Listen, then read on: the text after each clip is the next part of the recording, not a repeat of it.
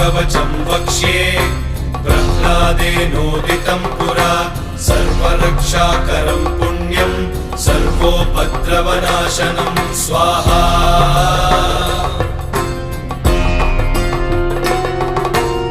सर्वसम्पत्करं चैव स्वर्गमोक्षप्रदायकं ध्यात्वा नृसिंहं देवेशं हेमसिंहासनस्थितं स्वाहा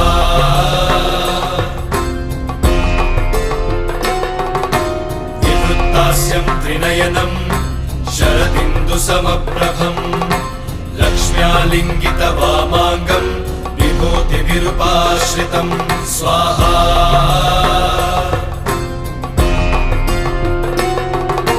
चतुर्भुजं कोमलाङ्गं स्वर्णकुण्डलशोभितं श्रिया सुशोभितोरस्कं रत्नकेयूरमुद्रितं स्वाहा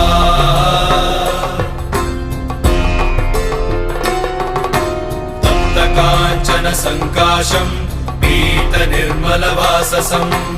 इन्द्रादिसुरमौलिष्टस्फुरन्माणिक्यदीप्तिभिः स्वाहा